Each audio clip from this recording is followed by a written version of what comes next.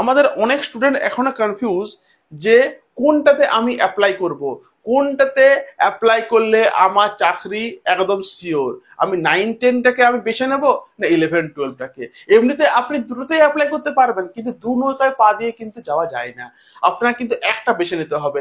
আমি 9-10কে নিয়ে আমি এগোবো, নাহলে 11-12কে নিয়ে এগোবো।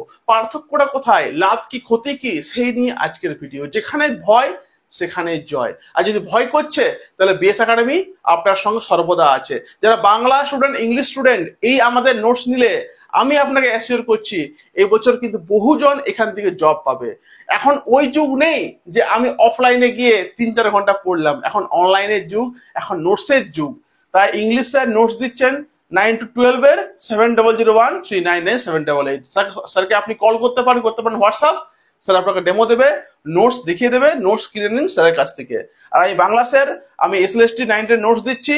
এবার কিন্তু রেট ফিক্সড 499, আর কিন্তু কম হবে না। Group C group D notes দিচ্ছি 399, ঝাড়খণ্ডের জিকে নোটস দিচ্ছি 299। এই নাম্বারে আপনি যোগাযোগ করুন, নোটস নিন, প্রিন্ট আউট করান, আর শুরু করুন পড়াশোনা। জব কিন্তু হবে, আমি বলছি আপনাকে, অ্যাসিওর করছি। এখান থেকে খুব সুন্দর নোটস দিচ্ছি ইংলিশ বাংলা আমরা এখান থেকে। দেখুন পার্থক্যটা কোথায়, পার্থক্যটা হলো শুধু আপনার পারিশ্রমিক, রিউমারেশন। 9-10-এর পারিশ্রমিকটা একটু কম, 11-12টা একটু বেশি। কিন্তু যদি দেখি আমি সিলেবাস, আগে তো চাকরি তারপর তো বেতন, যদি সিলেবাস দেখি তাহলে কিন্তু 9-10-এর সিলেবাসটা কিন্তু একটু আপনার কম রয়েছে।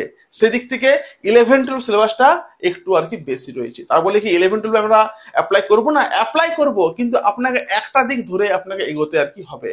অনেকে 9-10 ধরে এগোচ্ছে, অনেকে 11-12 ধরে এগোচ্ছে। কিন্তু আমি যেটুকু আর কি বুঝতে পারলাম এই এক মাসে যারা আমার কাছ থেকে নোটস কিনছে, ভাই 9-10-এর নোটস কিন্তু প্রচুর ছেলে মেয়ে কিনছে।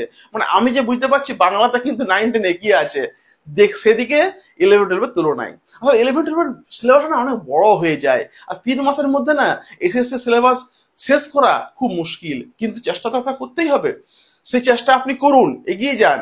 শুভেচ্ছা রইল, চাকরি পান, কিন্তু চেষ্টা করবেন যাতে একটা দিক ধরে আমি এগোবো। আর যদি ভাবছেন যে কি করব, বাংলা ইংলিশ স্টুডেন্ট জন্য বিএস একাডেমি দারুণ নোটস নিয়ে এসছে, নিয়ে নিন। আমি বলছি আপনাকে, এখানে যারা যারা নোটস নিচ্ছেন অনেকেরই কিন্তু জব এবছর হবে। ঠিক আছে, শুধু প্রিন্ট করতে হবে আপনাকে, দোকানে গিয়ে, আর পড়াশোনা আপনি চালিয়ে যান। এটাই আমি আপনাকে বলবো আর কি। বাকি ওই রিউমারেশন, পারিশ্রমিক, এগুলো পরের কথা। আগে জবটা হোক, চাকরিটা আগে হোক, তারপর অন্য কিছু। তাহলে একটা ভিতরে আপনি এগিয়ে যান, ভাবুন, সময় এখনো আছে, আর পড়াশোনা করুন। শুভেচ্ছা রইলে প্রত্যেককে, ধন্যবাদ।